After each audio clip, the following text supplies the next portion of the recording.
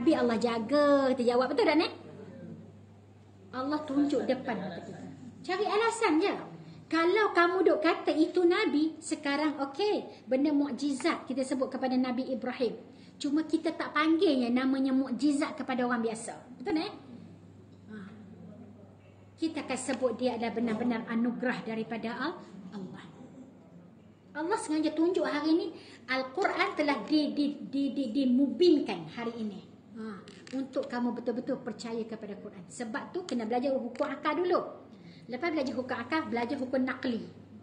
Lepas belajar hukum nakli, hukum nakli benda duduk dalam Quran, kamu akan tengok, ya Allah, pantang beza sahaja daripada hukum akal, kamu akan terus pulangkan dia kepada Allah. Ikut logik, Parsi Rom akan menang tak? Tak. Ikut logik tak akan menang. Tapi kalau Allah bantu, sebab dia sebut binasrillah, dengan pertolongan Allah, boleh tak? Sekarang apa tanggungjawab kita?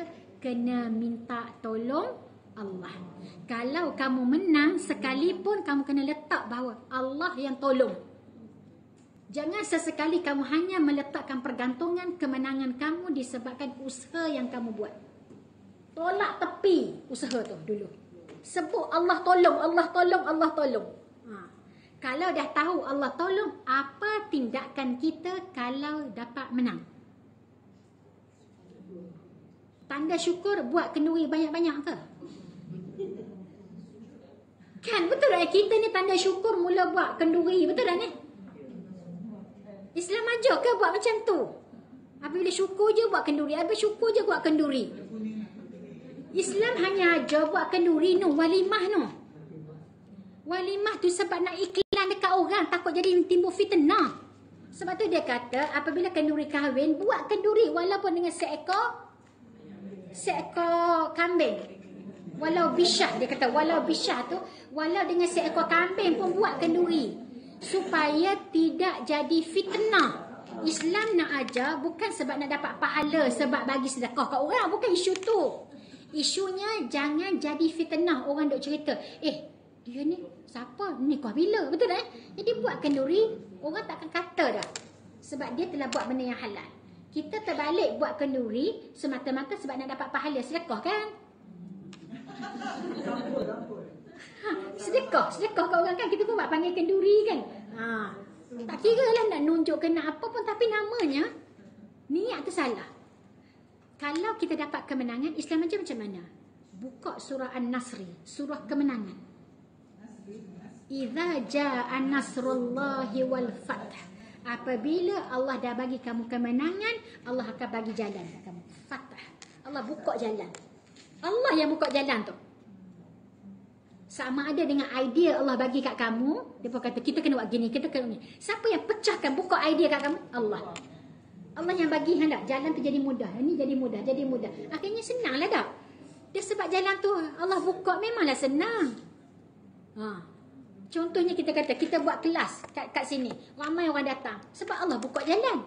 Kita pun buat juga kelas dekat kampung, tengok-tengok orang tak datang. Orang yang sama buat kelas, kenapa orang sini boleh datang, orang sini tak boleh datang? Maknanya bukan kerana kamu.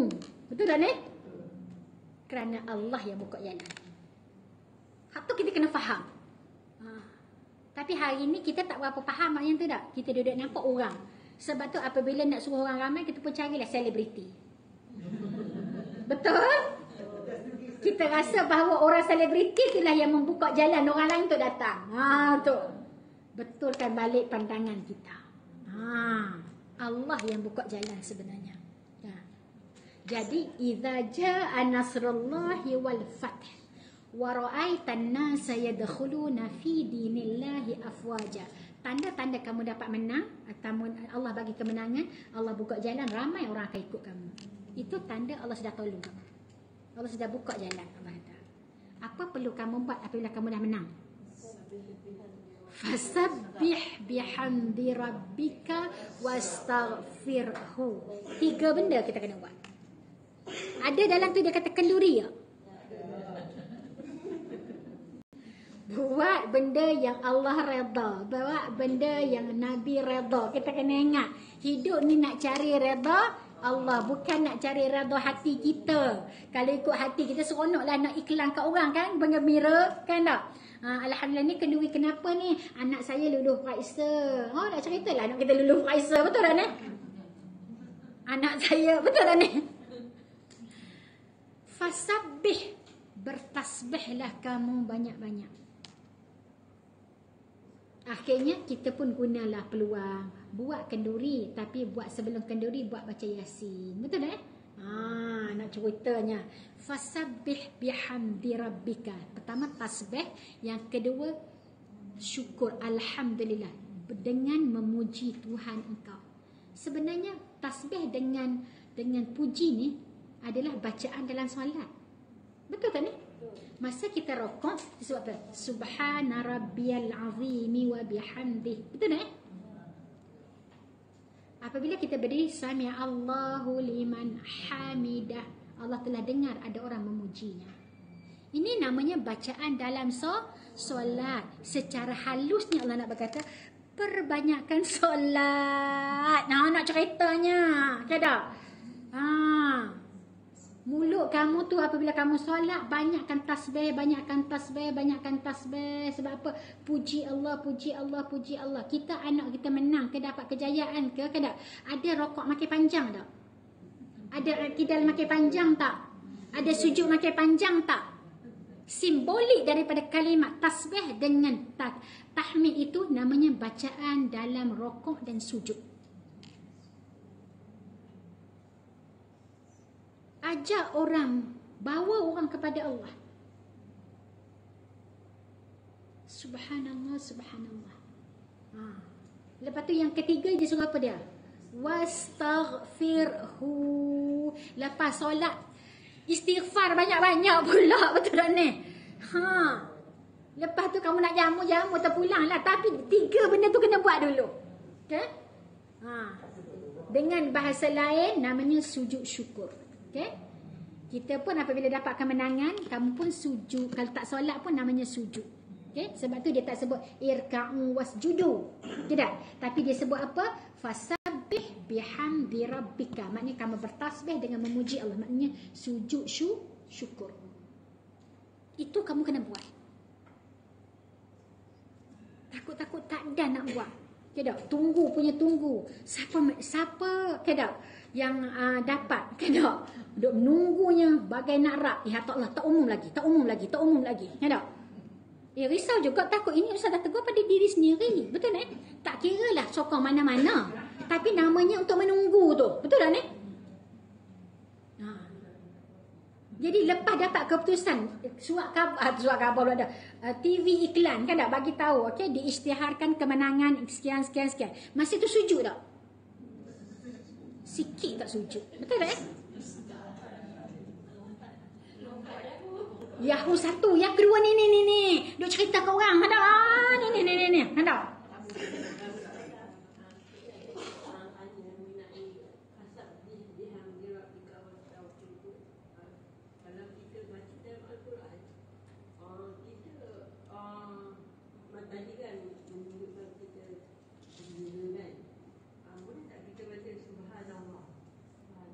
Boleh subhanallah baru tajuk daripada tasbih. Baru sebut tasbih je lah. Bukankah masa kita sujud kita baca subhanallah, subhana rabbiyal a'la? Allah kan dalam Quran ini dia tak setuju direct pada satu benda. Kita contoh tengok nanti lain kali kita sambung mula lah dah. Okey. Dia sebut watini wazaitun. Sahabat-sahabat buka Quran kan? Watini wazaitun. Allah nak cerita apa sebenarnya tu? Allah nak cerita buah tin dengan buah zaitun ke? Sebenarnya Allah nak cerita apa? Wattin wa zaitun wa turi sinin. Allah nak cerita apa ni? Buah tin, buah zaitun, bukit Tursina. Allah nak cerita apa? Kamu nampak benda tu, nampak tak Nabi Musa? Nampak tak tu?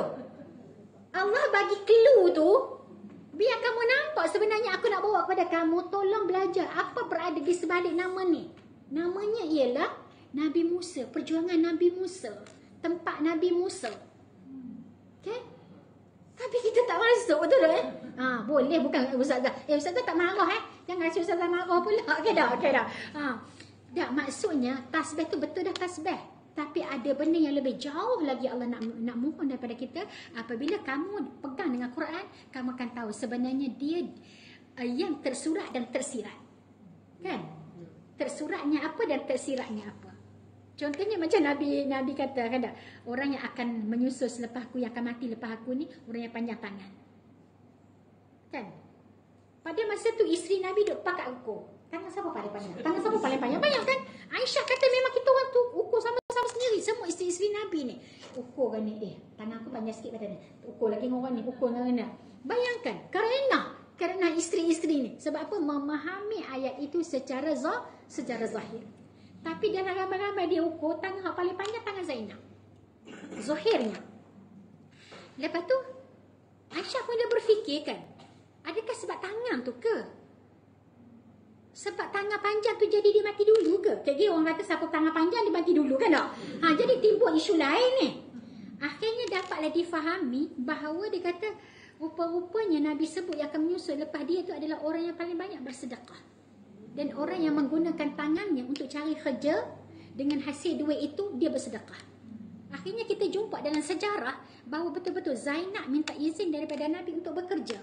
Nabi kata, untuk apa kamu kerja? Sebab aku nak guna duit ini untuk sedekah. Aku nak sedekah. Jadi apabila aku nak sedekah, aku akan usaha. Dengan apa aku nak buat? Sebab tu dia bekerja untuk sedekah. Kita hari ini ada niat bekerja untuk sedekah tak? Kena ada niat. Sebenarnya kita semua ada niat macam tu.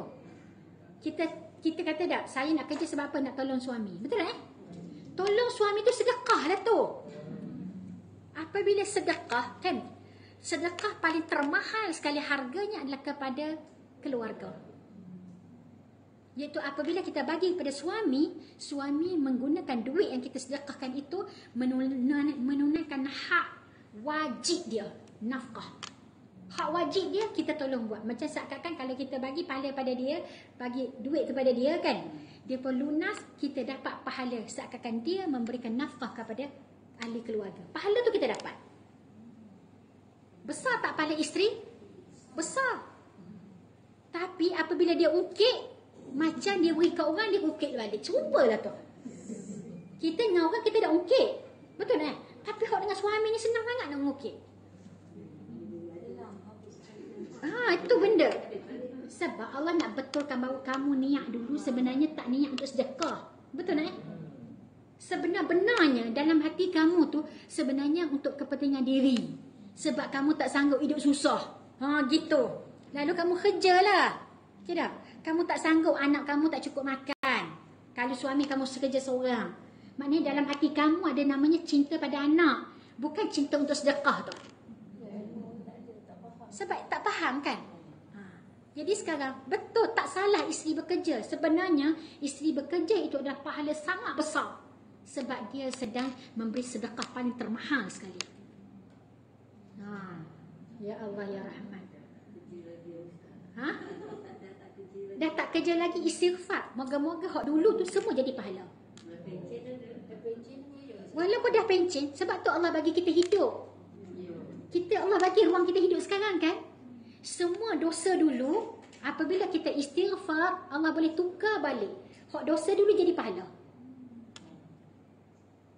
Tapi apa kamu buat? Kamu kena menyesal sungguh-sungguh.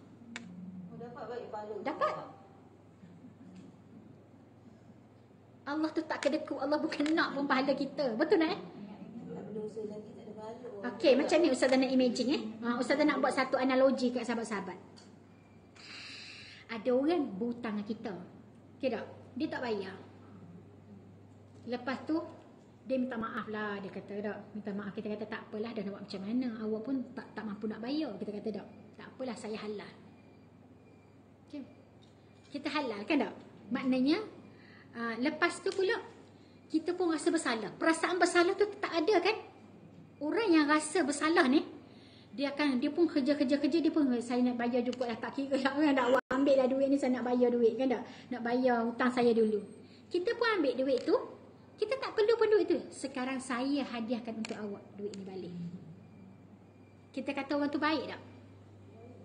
Baik kan? Mana lebih baik dengan orang yang tak dia kata tadi hanya setakat tak apa saya halalkan. Stop situ saja atau mana lebih baik? Halal dah. Lepas tu dia bagi balik, kita pun ambil duit tu, kita pun niat kita bagi kat dia balik. Lagi baik. Betul tak? Allah lebih baik daripada itu. Allah tiada taranya baik dengan sesiapa pun. Kalau kamu ada nampak orang tu baik, Allah lebih daripada tu. Allah nak beritahu. Dan memang hakikat kita pun kan tak? Kalau anak kita kata tak, okay, tak apalah, ni ambil untuk bahagia kamu. Betul tak? Kita bagi juga. Allah pasti akan bagi. Sebab tu dia akan badil. Dia akan tukar balik. Semua yang buruk kamu dulu akan ditukar jadi baik. Tapi dengan syarat kamu kembali balik kepada Allah. Istighfar balik, taubat sungguh-sungguh. Bukan setakat Allah boleh hapus, tidak, tapi Allah boleh ganti. Kita kena faham tu. Allah akbar. Baik tak Allah? Baik. Jadi sebab tu Allah bagi peluang kita hidup. Okay? Allah bagi peluang kita hidup sampai sekarang ni. Allah tak bagi lagi kita mati ni. Untuk kita apa? Taubat. Sebab tu mana-mana isteri yang kematian suami, jangan lari daripada rumah suami tu. Selama 4 bulan 10 hari. Untuk kamu renung, apa lagi dosa yang aku ada? Renung habis dosa. Duk tengok sini nampak suami. Nampak ni? Tengok. Nampaknya nampak dosa kita. Apabila kita banyak dosa, nampak dosa kan, kita rasa ya Allah tak sempat lagi dah nak minta maaf dengan dia kan. Betul tak? Tak sempat nak minta maaf dah. Kita tak tahu dia maaf ataupun tidak. Jadi apabila kita tak tahu, dia akan menggamit kepada kita untuk cuba bayar kan. Macam mana cara nak bayar? Macam mana cara nak bayar? Berikan hadiah sesuatu untuk dia. Betul namanya pahala. Bagi pada anak buat sesuatu, pahala daripada anak tadi dapat untuk dia kan. Jadi dia akan dapat daripada siapa? Wah Allah. Subhanallah. Allah tu maha baik, kita kena ingat.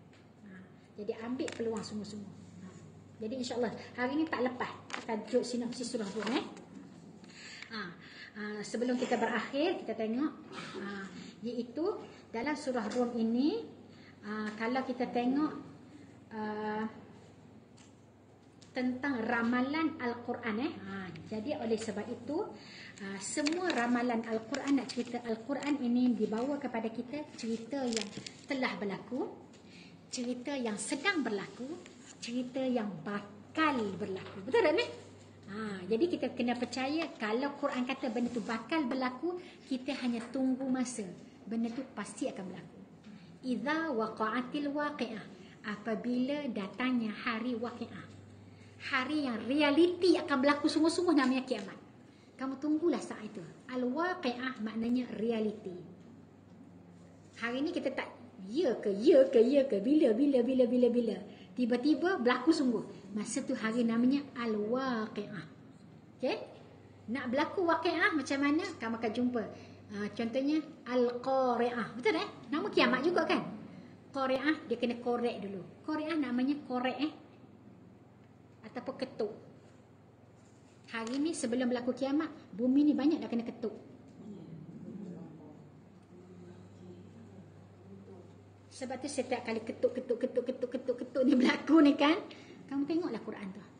Nama kiamat semua menggambarkan tanda-tanda proses untuk berlaku kiamat.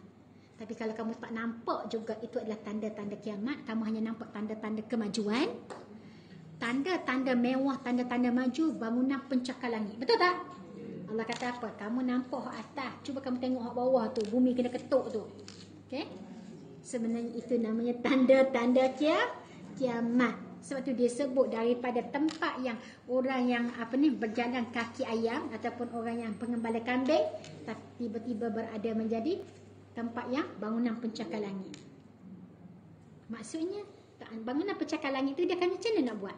Kena ketuk bumi kan? Jadi belajarlah bahasa Arab, belajarlah bahasa Quran. Kamu akan semakin sensitif dengan apa yang berlaku pada anak. Itu sebabnya. Jadi sebelum terakhir, Ustazah kita nak baca dulu. Hendak doa untuk Kak Syam. Hari ini adalah hari ulang tahun kelahiran dia. Yang keberapa Kak Syam? 60. Alhamdulillah. Kalau ikut dengan umur Nabi, maknanya ada reserve 3 tahun lagi. Ikut umur Nabi, kan tak? Maknanya kita pun standby lah kan. Jadi standby untuk apa? Pertama, sebelum Ustaz nak bacakan doa untuk Kak Syam pada hari ini, kan? Kita kena tengok, kalau umur Nabi 60, Nabi buat apa? Jangan tunggu tengok Nabi umur 40 tu. Cari cerita umur Nabi 60. Cari ayat Quran mana yang turun ketika umur Nabi 60 ke atas. Kita boleh tahu dalam Quran, buku kita tu ada cerita.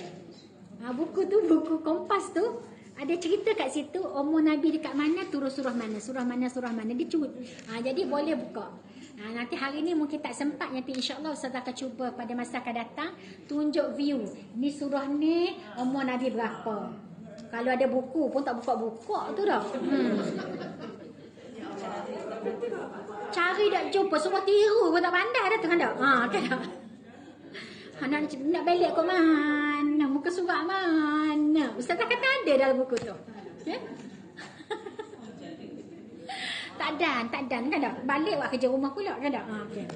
Jadi apa perlu tanggungjawab yang perlu kita buat, khususnya kepada Kak Syam, kan tak?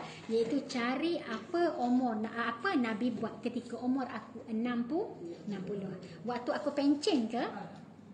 Waktu aku rehat ke? Atau waktu aku nak sedang nak buat apa? Okay? Umur Nabi 60, Nabi masih aktif lagi pergi berperang. Okay? Subhanallah, subhanallah, kan? Untuk menegakkan sebuah kerajaan Islam. Nabi berjuang. Bayangkan, sampailah terakhir Nabi umur 63 tahun. Okay. Jadi insya-Allah kita pertama kita hadiahkan Al-Fatihah. Moga-moga dengan surah Al-Fatihah ini dia akan menjaga diri Kak Syam. Sebab Al-Fatihah dengan makna pembuka, dia akan buka jalan kepada Kak Syam, jalan menuju ke syurga insya-Allah. Dengan Al-Fatihah juga maknanya kejayaan. Allah akan bagi dia kejayaan. Jadi untuk Kak Syam, khusus untuk orang lain secara umum. Betul okey.